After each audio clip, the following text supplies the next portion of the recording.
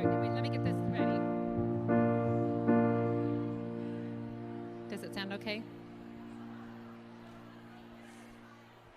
Okay, everybody, it is that time.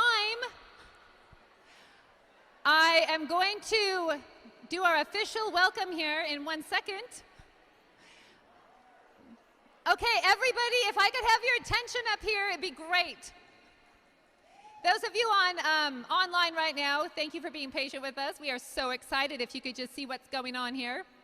I just want to officially welcome you all here in person. We are here in the coolest venue in Seattle, Washington. We are in the historic Boys in the Boat Crew House, which really had housed the 1936 Olympic gold medal crew team. So if you look around, it is a pretty fabulous place to have our very first gathering in person. And I also want to welcome all of you online that are watching our live stream. This is a first for us. We are so excited you're with us, and we are here to celebrate. We are so thankful that we are all together, online and in person, to celebrate 10 years for the Anchor, being together, and for all God has done and is doing through the Anchor. We're so excited you're here. So my name is Katie Robertson. I'm the founder and director of the Anchor, and I always like to start with the shortest history of how it all began.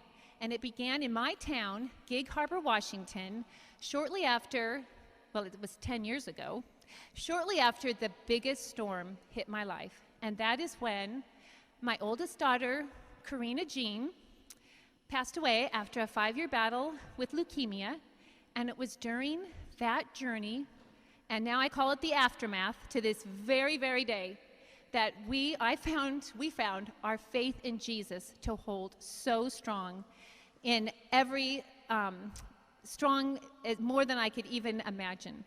And it was that during that time that our faith held so strong in that we really had the peace, and that the Lord really met us there in every single minute of the way.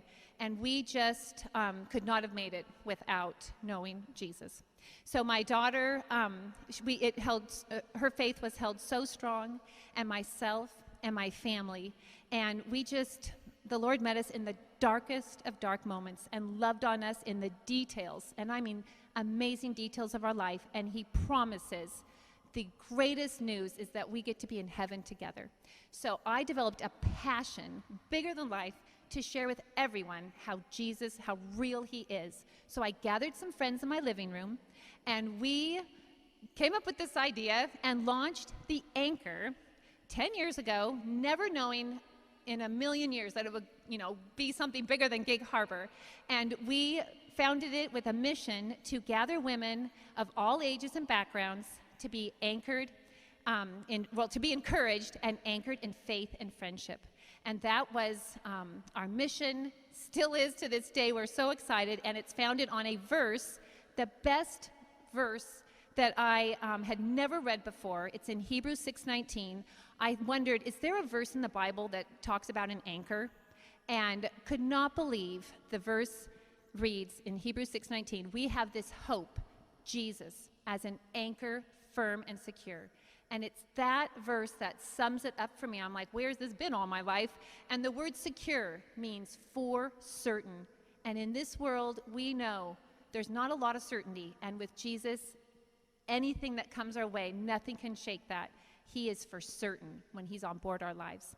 So excited once again that you're here. Our hope and prayer for you tonight is that you could take a deep breath, sit back, and be encouraged, filled with hope, and that you'd be anchored in your faith wherever you are on that journey. Some of you might be new to hearing about Jesus and the anchor He can be, or you might have known this for a long time, that you'd be anchored after tonight, and that you'd be anchored in friendships, old and new. So with that, at this time, we always like to start the Anchor with music, and I can't believe we haven't been together in 2.5 years. So we haven't sung together in a very long time. And tonight we are very thankful we have with us two amazing a musician and a singer, a couple singers, and we have Carolyn Quinn here on the keyboard. She is an amazing pianist, instructor, mentor, composer, and a real estate broker. She's a woman of all trades, and she lives here in Seattle. We're so thankful to have her with us.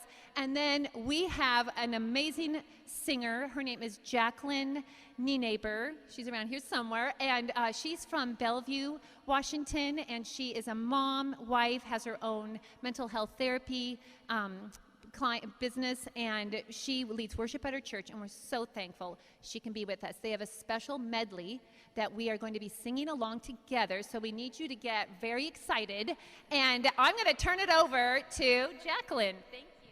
Woohoo! Thanks, Katie.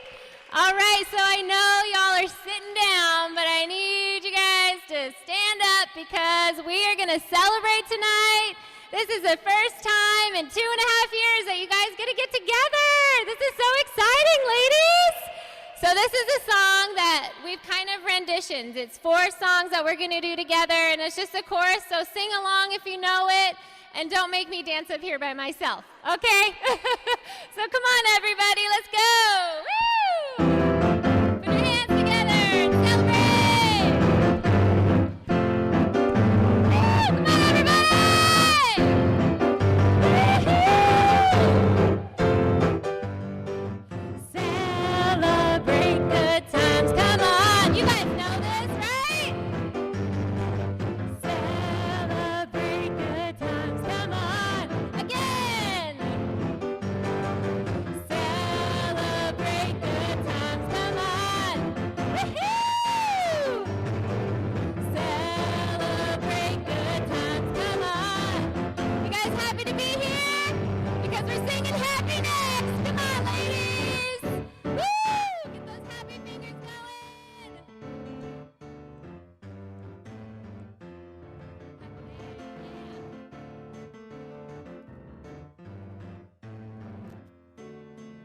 Happy. Because I'm happy. I like that. Because I'm happy. Because I'm happy.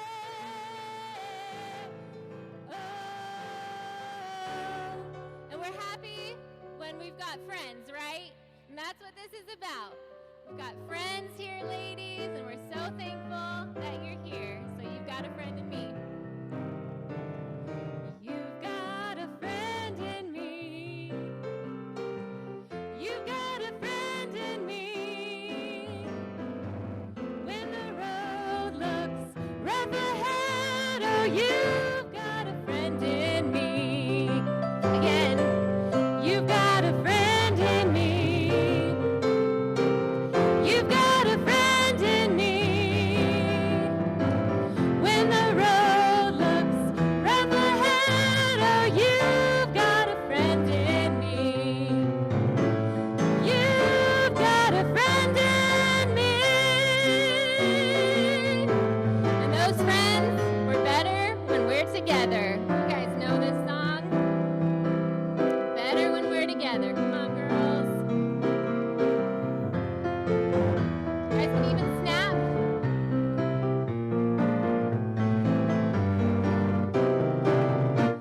We're so much better when we're together. Yeah, we're so much better when we're together. Yeah, we're so much better when we're together. Yeah, we're so much better when we're together. Yeah, we're so much better when we're together. Yeah, we're so much better when we're together. Yeah, we're so much better when we're together. Yeah, we're so much better when we're together. Woo! Good job, ladies. Way to be in it. Thank you so much. And so this next song we're going to do is called My Anchor.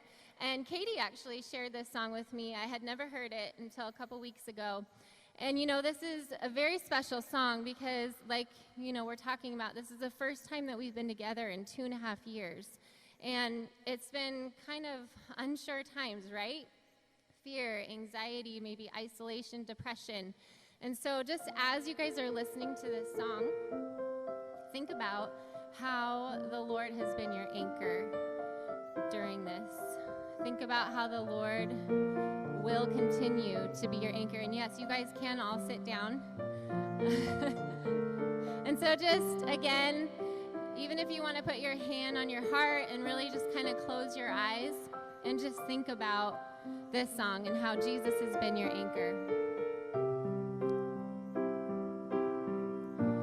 You're the Lord Almighty. Your every word is sure. And in your love unfailing, I'm safe when oceans roar. Yes, I'm safe when oceans roar. My anchor forever, my shelter within the storm. You're my deliverer, you never falter. You're the rock I stand on. Here within the struggle and every crashing wave,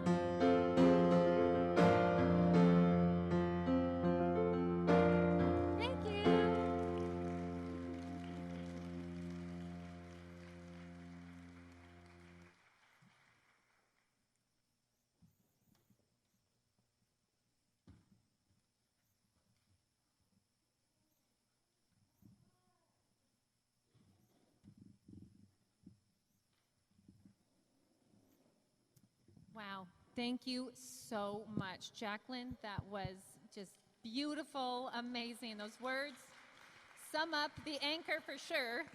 At this time, I always say this is one of my favorite times of the anchor. It's called the anchor moment.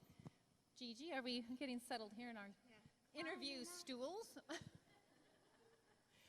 Can you guys see me? Okay. Okay.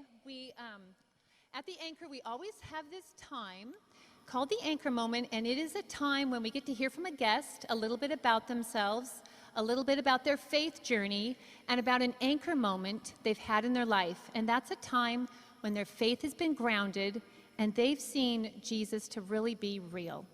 And tonight we are so privileged to have with us Gigi Wallace. And just a couple things I have to say. Gigi was scheduled exactly 2 years ago, this month of May, to be the in-person speaker at the Anchor over in Bellevue with her daughter. And then we all know the story of our lives, the pandemic struck. And then we've asked her many a times, would you like to be on the video? And she's always said, I want to hold out for in-person. So 2 years exactly, we get to have Gigi and her daughter. We have the dynamic mother-daughter duo. And so tonight, we are going to get to hear from Gigi. So Gigi, let's get started. Gigi, tell us a little bit about yourself.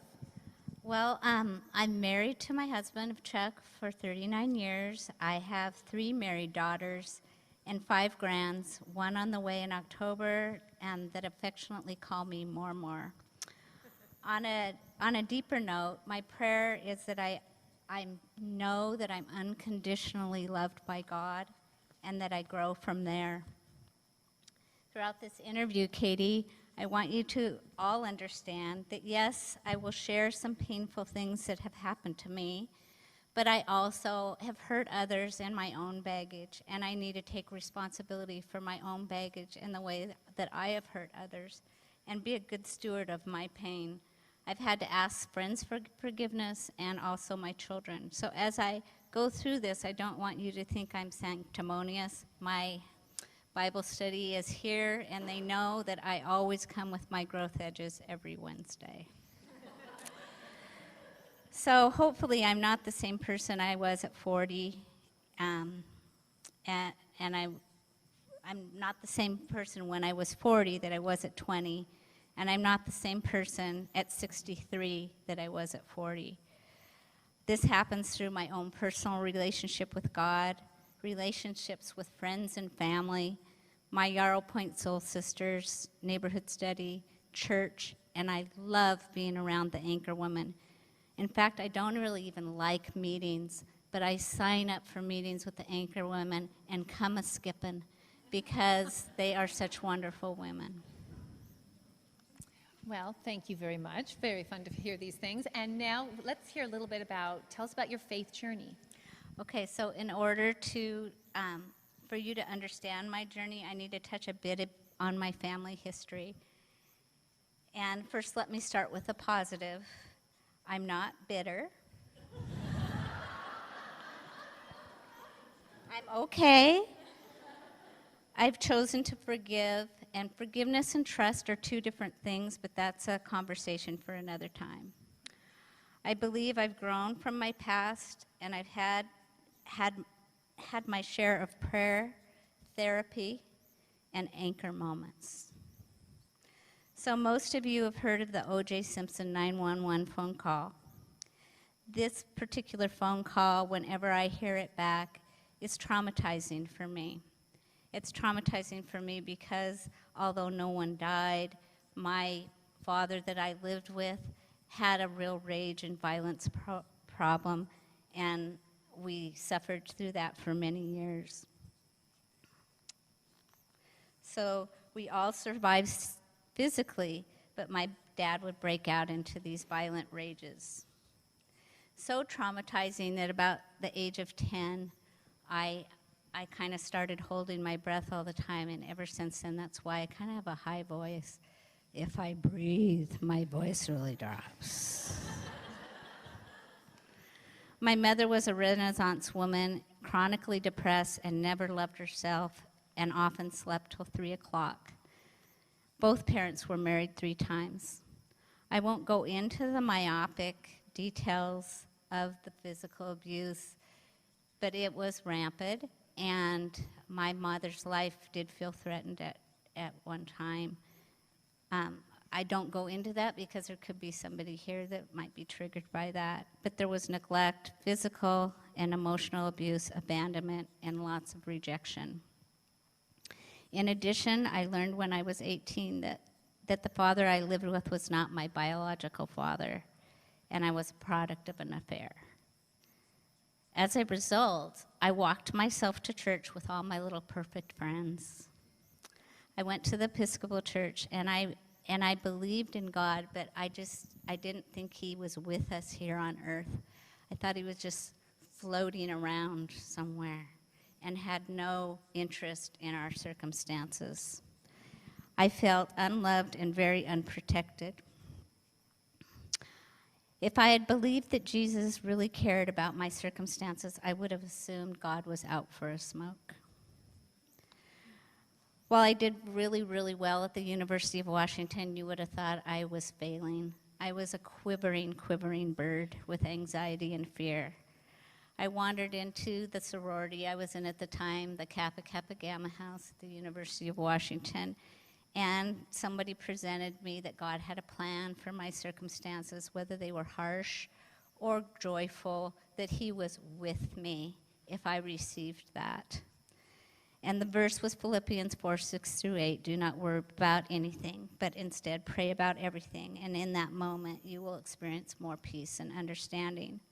So in that moment, I gave all my circumstances to God, the small stuff, the big stuff, and I have been really disciplined and diligent about placing my circumstances and thoughts with him ever since. Wow, thank you. And now we want to hear about an anchor moment that you've had. Okay, so you take yourself with you, and while I trusted God with circumstances, I was lacking the trust that I was really a beloved treasure to him and value to God. So even though I have a wonderful husband and beautiful daughters, I still looked at the rest of the world for my value, my validation, my significance, because this was my survival growing up. I had all these little perfect friends that I spent the night with, and if I was just the perfect friend, I'd get to spend another night and not have to go home. So even in my middle years, I would find myself blue if someone was unkind or didn't sense if I felt like I wasn't a priority to them, because I really worked hard on being a really, really good friend. So I would get blue about that kind of thing. And one day my friend Leslie Dunn said, Gigi, every person in this world is a broken person. People can only love to the extent that they know they are loved by God. And why are you evaluating your value on someone else's behavior toward you? I understood in this anchor moment that God gives us a choice in where we find our value. This lighting is hard. But he knows we will feel the most whole and significant if God is our first relationship, our first parent, our first spouse, our first friend. This was a midlife moment, but it doesn't have to be. I tell my children and friends, you don't have to wait until menopause to embrace God's best and know you are God's beloved.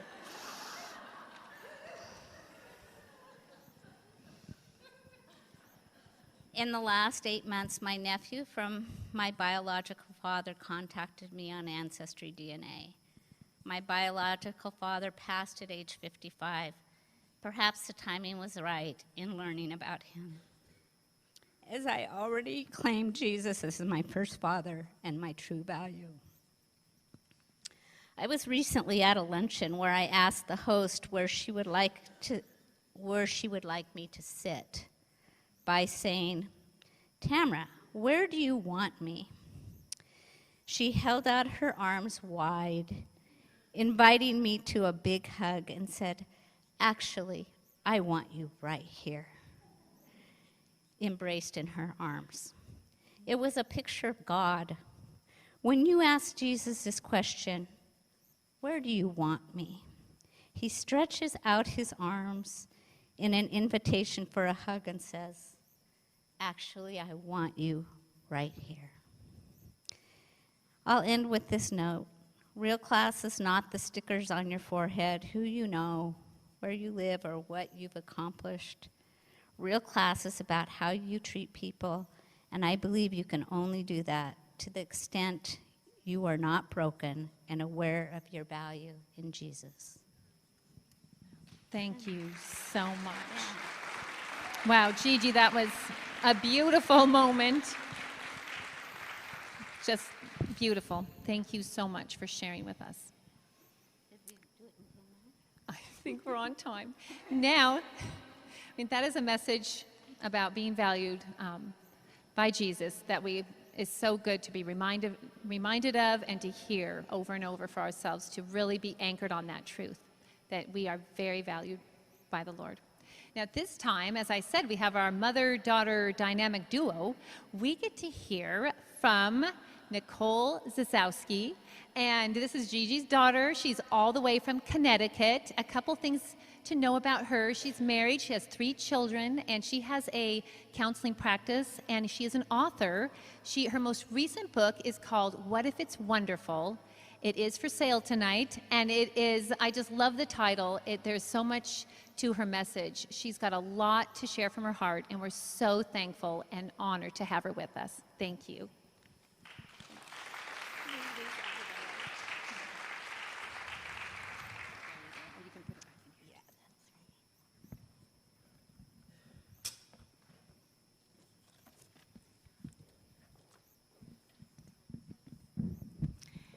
I just want to say thank you to Katie for having me. It is so fun to be a part of this 10-year celebration and just celebrate all that God has done through your yes 10 years ago. So thank you I feel really humbled to be a part of this. And thank you all for coming. This is so fun. And I love this picture of an anchor because a significant Bible story in my journey is the story of Jesus calming the storm that we find in Mark 11. And many of you are familiar with this story, but if you're not, it's a story of Jesus in a boat, and I get the feeling it was a very small boat. And he's with his disciples, and this storm kicks up. And it's a boat that is not equipped to deal with this kind of storm. And the disciples are anxious, they're terrified. And one of the reasons they're terrified is because Jesus is asleep in the front of the boat. And they wake Jesus up and say, do something, calm the storm. And he says, why are you so afraid? Now, I always feel a little defensive of the disciples because it seems like being in a small boat with a raging storm and a sleeping Jesus in the front would be cause for anxiety to me. But he says, why are you so afraid? And he does calm the storm. He says, waves be still, and they are stilled. And when we read or hear this story, I think the miracle that we tend to focus on is the miracle of Jesus calming the storm. And that is a miracle. And I think he is calming all kinds of storms in our life all the time, still working miracles in this way. And I, like many of you, know what it's like to stand in the front of the boat and say, Jesus, make this circumstance different. Calm this storm. Beg God to make it different.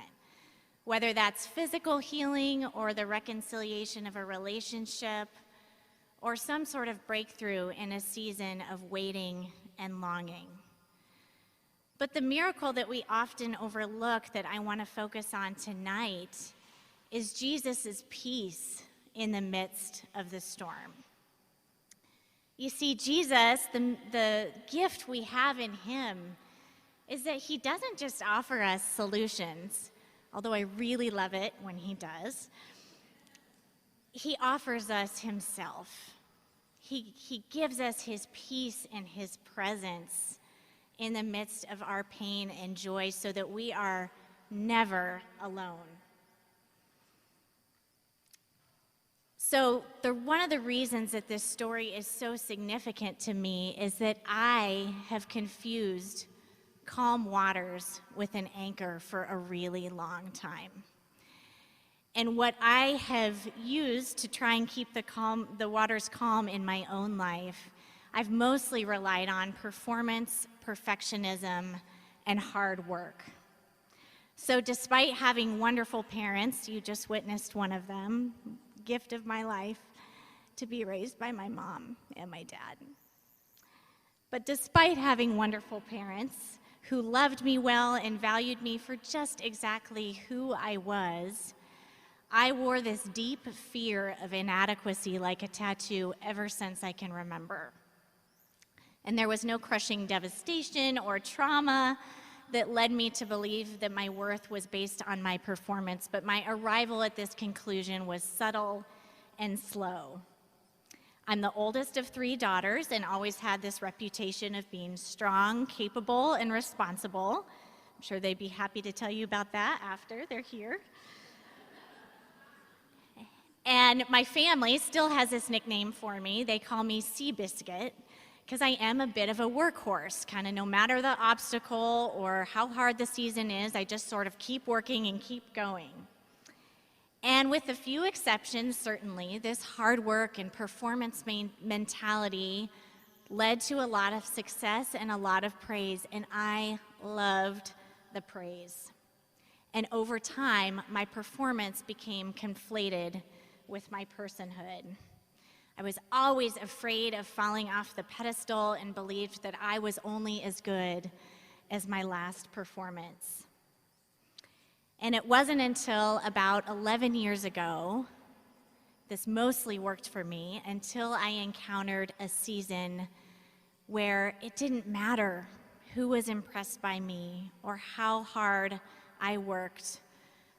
I couldn't make it different. I encountered pain I couldn't change. So 11 years ago, I was living a life that could largely be described as comfortable. I was a newlywed living in Pasadena, California, which is a place that I love. I was thriving in my graduate program at Fuller Seminary and had started building this practice, and it was going really well. And then my husband got a call and received this amazing job opportunity, but the only problem was it was on the other side of the country. And about a week before I graduated from Fuller, we made the decision to move, and we were gone within 6 weeks. And of course, there's pain that naturally comes with transition. But for me, the news was particularly painful because I realized that my identity and sense of security was rooted in everything that I couldn't take with me. The titles, the opportunities, the approval of other people, I had to leave it all behind. It couldn't be packed in boxes. And when I got to Connecticut, suddenly nobody knew me. And let me tell you, nobody cared what I had done up to that point. And soon after we arrived, my husband and I received the news that we had a genetic diagnosis that meant that when I got pregnant, I had a 66% chance of losing that baby to miscarriage. And I had one doctor tell me, if you want to try and have a family, you're going to encounter a lot of loss. And he was right. We had 5 miscarriages in about 5 years, and several failed fertility treatments in that season as well. And while I am so thankful to stand up here with 3 beautiful children who call me mom, and I am so keenly aware that not everybody's journey ends like mine has, the cumulative impact of wrestling with the unknown and navigating whether it was a good idea to hope and grieving what I hoped would be and was not, had a lasting impact on me. It was a pain that was deeper than I had experienced before. And it didn't matter, once again, how hard I worked or who was impressed with me. I confronted something I couldn't change. But here's the thing about life's storms. When we encounter life's storms, it reveals the gifts in our heart that are standing awkwardly in the wrong position. And we find that the behaviors we relied on to feel significant and safe no longer work. And we don't have to call the storm, the pains in our life, good. I don't believe God asks us to do that. This isn't about drawing a silver lining on a cloud. Clouds just need to stay clouds. But often the storms in our life, the seasons of loss or the seasons of waiting, missed expectations, do leave us with empty hands to hold on to a hope that is more sure than the things that we tend to cling to in our pain. Storms anchor us in a God who does not fail, who does not disappoint, and who does not leave. I had an experience shortly after I moved that really, really helped me understand this in a deeper way. I was asked to speak at a pretty big New England conference. I was asked to do a breakout session in Boston for this conference.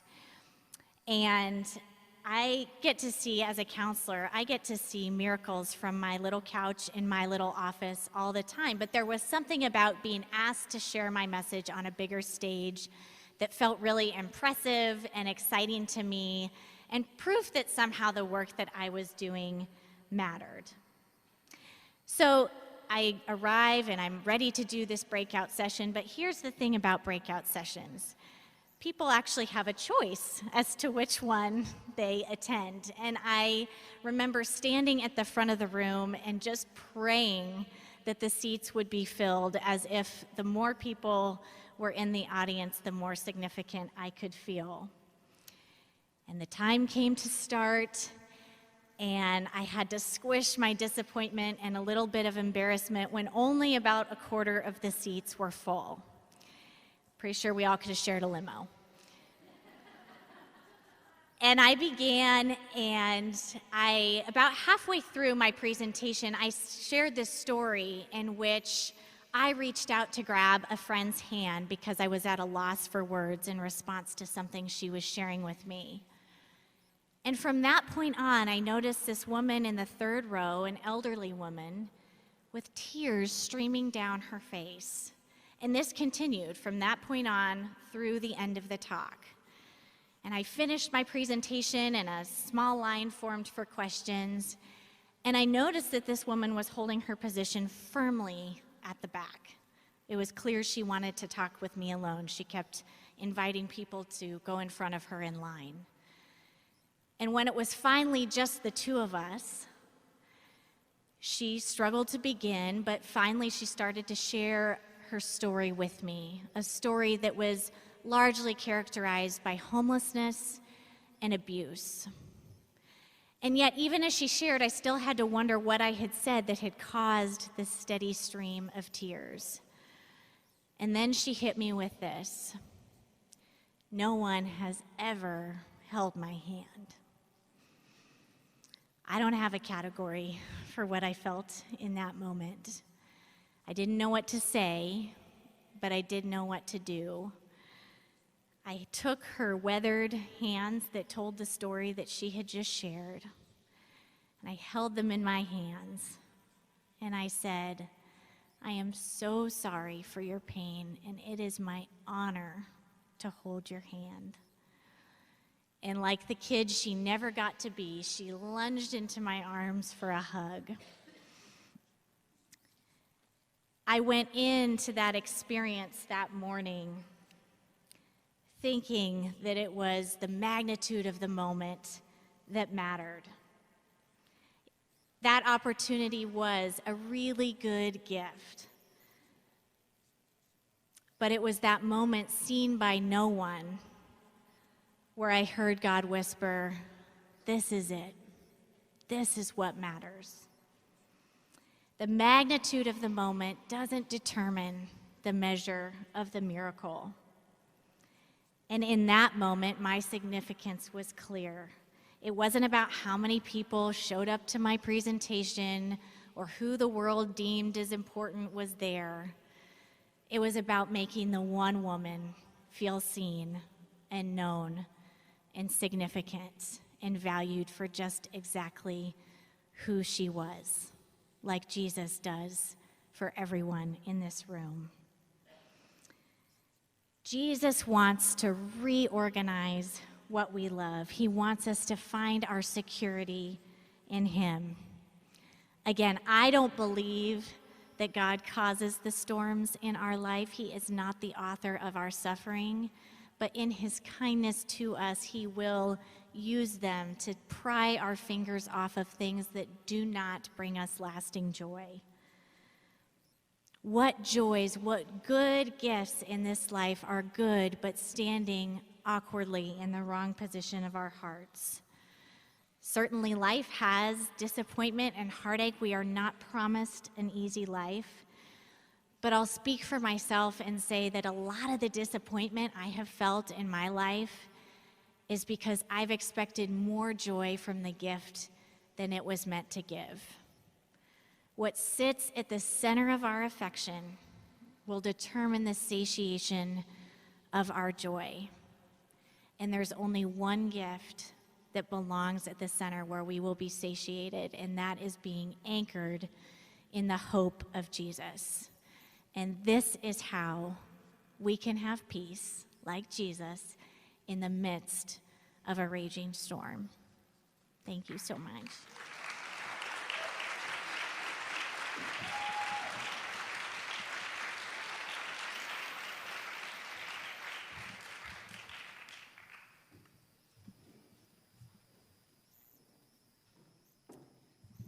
Well, Nicole, thank you so much. That is such an inspiring message, such a reminder to us all. I just love that about kind of that anchored living.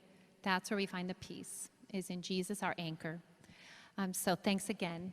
At this time, I want to say a little word too. After our speaker shares, we do have discussion questions, and if you're watching online, those can be found online in our Watch Party kit, and here in person we have some questions on the table, and if you do get a chance, you can look at those, and it can take you a little deeper, get to know some friends around your table at the end of this, but not right now. But we just want to make sure that you know that's online and here. And then now at this time, we do like to have our drawing, and first of all, the online drawing, we always like to tell you, you've got until 9 o'clock tonight to sign up. You can go to our website, theanchorgathering.com/raffle. Get your name in there, and we will draw those tonight, and you will know first thing tomorrow morning on our email that goes out. You will know if you were a winner. And then for those of you here in person, we have our helper here. Oh, and she's right here. We are going to have a few things we have. First of all, the infamous glassy baby. We have a pink one. It represents goodness right here. And Emma, my trusty helper, is going to draw the first name. And you can just get this after. So pink glassy baby, the winner is Margot Enberg. Yay! Do you want to hold up your cover sweatshirt for me? Then our second, you get to choose your sweatshirt. We have some new merch, everybody, and you got to remember at the back we have a table set up with everything for sale, so we want to make sure you know to get back there and look at this. We have the pink crew neck that you can choose from, or we have the navy blue with our Anchor logo, the Anchor Woman logo sign there. And let's see who that winner is.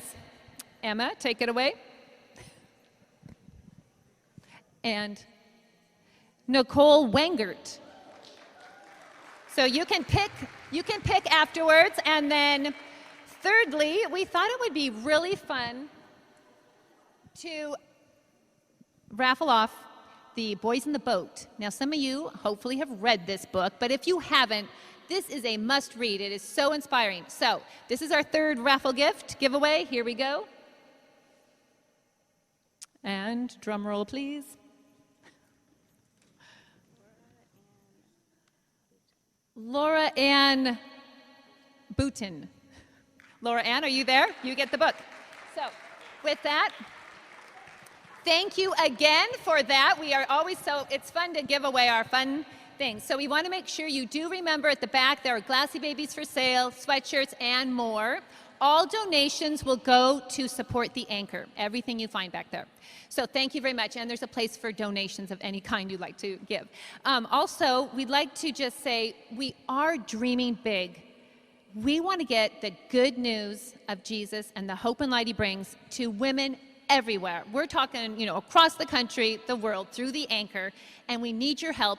We'd love for you to share the link. So tonight, this is on live stream. It's a YouTube. We'd love for you to share it. We'd love for you to subscribe to our YouTube channel. If every one of you in here did that, it'd be amazing.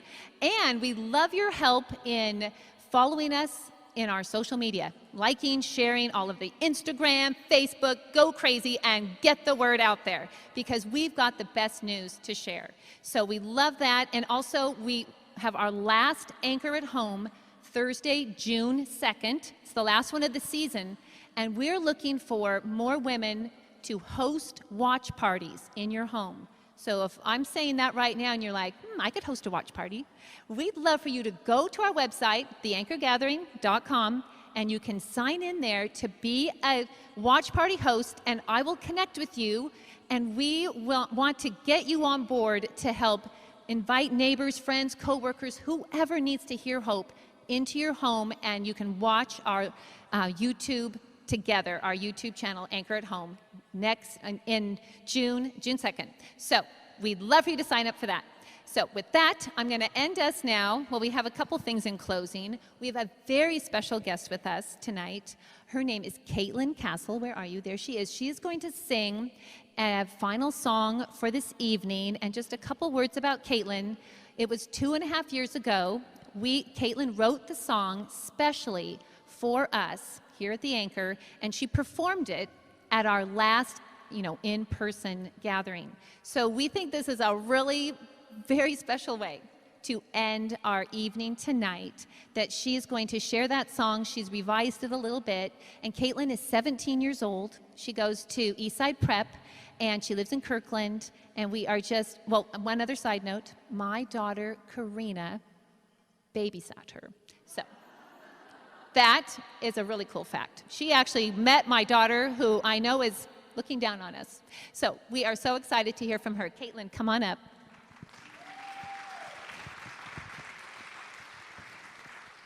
Do you hold it? Yeah, awesome. Then I'm going to come up. Okay, perfect. Does my hair look okay? You have to check that stuff because my mom is going to watch this video forever, so. Okay.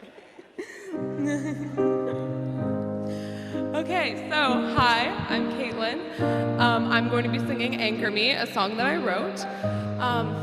Honestly, I'm totally really nervous right now, but listening to everybody else come up here and share their stories and having all of you guys be so engaged and wonderful really calmed me down.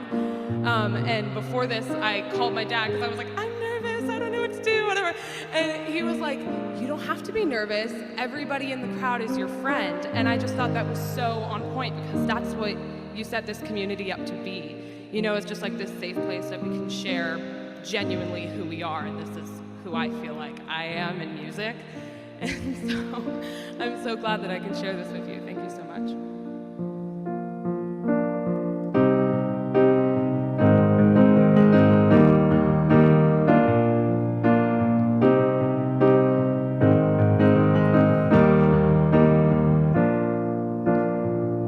Guess I really didn't need to see it clearly for you to pull me through. Guess that life is never perfect, but that's never what you promised. There's nothing I'd redo.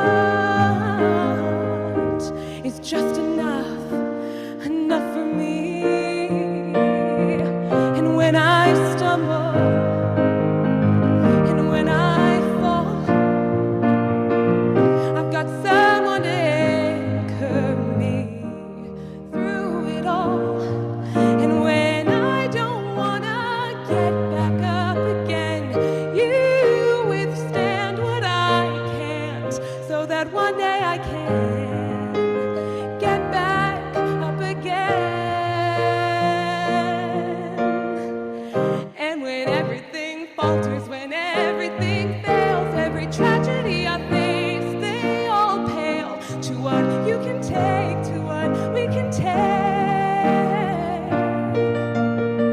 When every door stayed closed, you'd hold me close through every note I sang, every melody I wrote. I'm wide awake, I'm wide awake.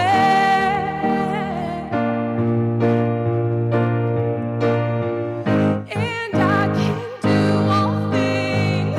I'm safe beneath your wings, with all that strength you gave unconditionally. And I can rest in you, no matter what I choose. You're my safe harbor. You anchor me when I wander. When I wander, when I wander, oh, and all I want may not be just what I need, but all you got is just enough, enough for me.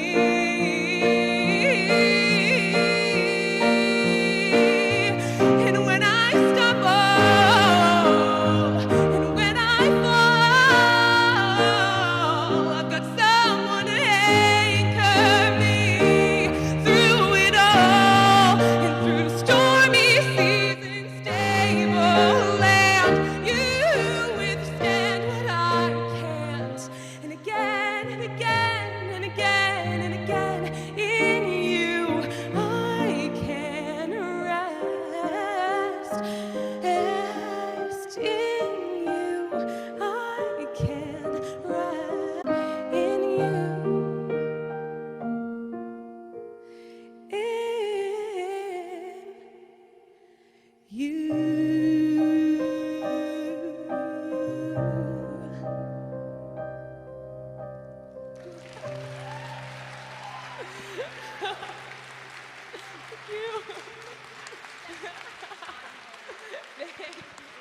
Wow, that was amazing. Awesome, awesome job, Caitlin.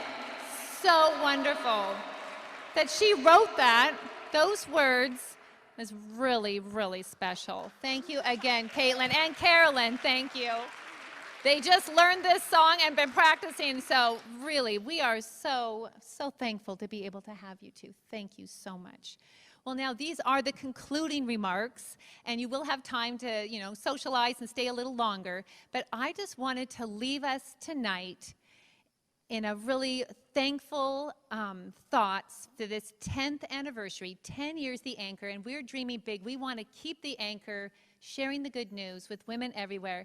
But I thought if you take a look around this room, this venue, I think, is the coolest place and an analogy for the Anchor. And from this Boys in the Boat book, those of you who have read it, and I've read it and was very inspired, it's 8 guys that row in a shell. The shell is the boat. You've seen it down the middle with the food here. Trying to imprint that in your mind, this shell, the boat. And it takes those 8 guys and a coxswain to pull to the finish. And I think it's such a great analogy for life. We cannot do life alone. We need each other to pull through to the finish. And that is what the Anchor is all about, being anchored in friendships. And the ultimate friendship that I started the Anchor for was to share about the personal relationship and friendship you can have with Jesus Christ. And having him on board your boat, your life, you can pull strong to the finish. And I can say beyond a shadow of a doubt, when you say, Jesus, come on board my boat, you have the promise of peace, and you have, just as Nicole was sharing, and you have strength and grace, forgiveness, hope, amazing love, and honestly, it's more than you can ask or imagine. But that's what the Anchor's about. So we hope tonight you've been encouraged, you've been anchored in faith and friendship, and we are looking forward to our next Anchor at Home, June 2nd. And like I always like to end, I always say, until next time, stay anchored, and we will see you soon. Thanks, guys.